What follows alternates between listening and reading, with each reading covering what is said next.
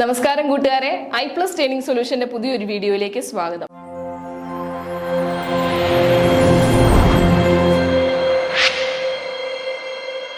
ഇന്ന് നമ്മൾ ചർച്ച ചെയ്യാൻ പോകുന്നത് ഇന്ത്യൻ വിദ്യാഭ്യാസത്തിന്റെ നാഴികക്കല്ലായ വുഡ്സ് ഡിസ്പാച്ചിനെ പറ്റിയാണ്. എന്താണെന്ന് നോക്കാം. Wood's Dispatch is a formal document sent in 1854 by Sir Charles Wood to the Governor General of India, Lord Dalhousie. 1854 Sir Charles Wood, അതായത് governor general of India Lord ഡാൽഹൌസിക്ക് അയച്ച ഒരു ഡോക്യുമെന്റ് ആണ് ഈ വുഡ്സ് ഡിസ്പാച്ച്. ഡോക്യുമെന്റിൽ എന്തായിരുന്നു എന്നല്ലേ, Indian വിദ്യാഭ്യാസത്തിന്റെ നാഴികക്കല്ലായ ചില റെക്കമെൻഡേഷൻസ് ആയിരുന്നു ആ ഒരു ഡോക്യുമെന്റ് അല്ല ആ ഒരു കത്തിൽ ഉണ്ടായിരുന്നത്. The letter is also known as Magna Carta of English Education in India. ഇന്ത്യയിലെ ഇംഗ്ലീഷ് വിദ്യാഭ്യാസത്തിന്റെ മാഗ്ന കാർട്ട എന്നാണ് ഈ വുഡ്സ് ഡിസ്പാച്ചിനെ നമ്മൾ അറിയപ്പെടുന്നത്. It recommended educational reforms that helped establish the modern education system in India. ഇന്ത്യയുടെ ആധുനികമായ വിദ്യാഭ്യാസത്തിന്റെ ഒരു ചവിട്ടുപടിയായിരുന്നു ഈ ഒരു റെക്കമെൻഡേഷൻ, ഈ ഒരു വുഡ്സ് ഡിസ്പാച്ച്. ഇനി ആരായിരുന്നു sir Charles Wood? Charles Wood was the president of the board of control of the British East India company. British East India കമ്പനിയുടെ ബോർഡ് ഓഫ് കൺട്രോളിന്റെ പ്രസിഡന്റ് ആയിരുന്നു sir Charles Wood. The Board of Control was introduced in India through Pitt's India Act of 1784. 1784 Pitt's India act പ്രകാരം ഉണ്ടായതാണ് ഈ board of control. Charles Wood has also been the secretary of state of India. ഇന്ത്യയുടെ state of ഇന്ത്യയുടെ secretary ആയിരുന്നു ആര്? Charles Wood. He played a very important role in introducing the English language to the higher education in India. ഇന്ത്യയുടെ ആധുനിക വിദ്യാഭ്യാസത്തിന്റെ ഇംഗ്ലീഷിന് ഒരു പ്രഥമമായ ഒരു സ്ഥാനം സർ ചാൾസ് വുഡ് നൽകി.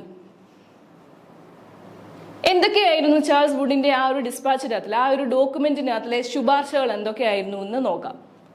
എസ്റ്റാബ്ലിഷ്മെന്റ് ഓഫ് യൂണിവേഴ്സിറ്റീസ്, സർവകലാശാലകൾ ഇന്ത്യയിലേക്ക് ഉണ്ടാക്കുക എന്നുള്ളതായിരുന്നു ഒന്നാമത്തെ അദ്ദേഹത്തിന്റെ recommendation. The dispatch advocated for the creation of universities in the three presidency town of Calcutta, Bombay and Madras. ഇന്ത്യയുടെ പ്രധാന നഗരങ്ങളിലെ 3 നഗരങ്ങളിൽ യൂണിവേഴ്സിറ്റീസ് ഉണ്ടാക്കുക എന്ന് എസ്റ്റാബ്ലിഷ് ചെയ്യുക എന്നുള്ളതായിരുന്നു ആ ഒരു recommendation. Calcutta, Bombay and Madras. Education departments. It recommended the establishment of education departments in each province of the oversee and manage educational activities. ഇന്ത്യയുടെ പ്രധാന പ്രൊവിൻസുകൾ, അതായത് പ്രവിശ്യകൾ, അവിടെ എഡ്യൂക്കേഷണൽ ഡിപ്പാർട്ട്മെന്റ് ഉണ്ടാക്കുക, അത് മുഖാന്തരം എഡ്യൂക്കേഷൻ ആക്ടിവിറ്റീസ് മോണിറ്റർ ചെയ്യുക എന്നുള്ളതായിരുന്നു അടുത്ത ചാൾസ് വുഡിന്റെ ശുപാർശ. ലാംഗ്വേജ് ഇൻസ്ട്രക്ഷൻ, എന്തൊക്കെയായിരുന്നു കുട്ടികളെ പഠിപ്പിക്കേണ്ട ലാംഗ്വേജ്, അതിന്റെ മീഡിയം എങ്ങനെയായിരിക്കണം എന്നുള്ളതായിരുന്നു അടുത്ത റെക്കമെൻഡേഷൻ. നോക്കാം.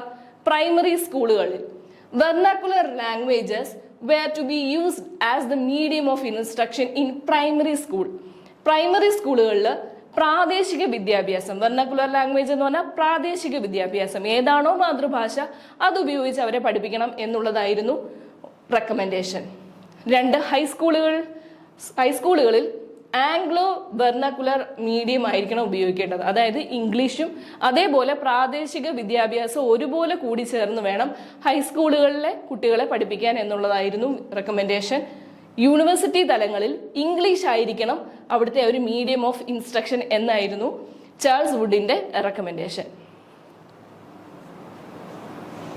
Promotion of English language, English വിദ്യാഭ്യാസം കൂടുതൽ ഉപയോഗിക്കുക എന്നുള്ളത്. The dispatch emphasized the importance of English language particularly for higher education and public service. Higher എഡ്യൂക്കേഷനിലും അതേപോലെ പൊതു സർവീസുകളിലും ഇംഗ്ലീഷ് ലാംഗ്വേജ് കൂടുതലായിട്ട് ഉപയോഗിക്കുക എന്ന് അദ്ദേഹം ശുപാർശ ചെയ്തു. Professional education.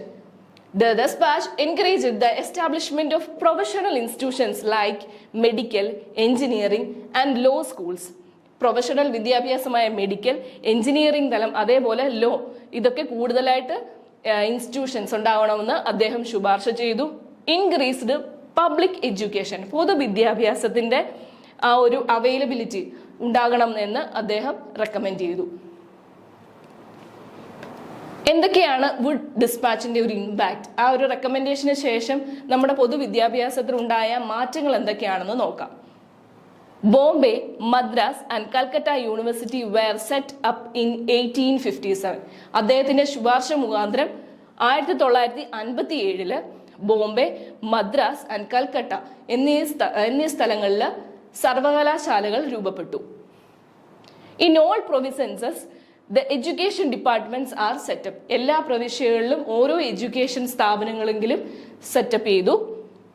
Bethune school founded by JED Bethune was started for women education. സ്ത്രീകളുടെ വിദ്യാഭ്യാസം മുന്നിലേക്ക് കൊണ്ടുവരണം എന്നുള്ള രീതിയിൽ ബഥൂൺ സ്കൂൾ, അതായത് JED ബഥൂൺ എന്നാണ് ആ ഒരു സ്കൂളിന്റെ ഫൗണ്ടറിന്റെ പേര്, ഫോം ചെയ്തു.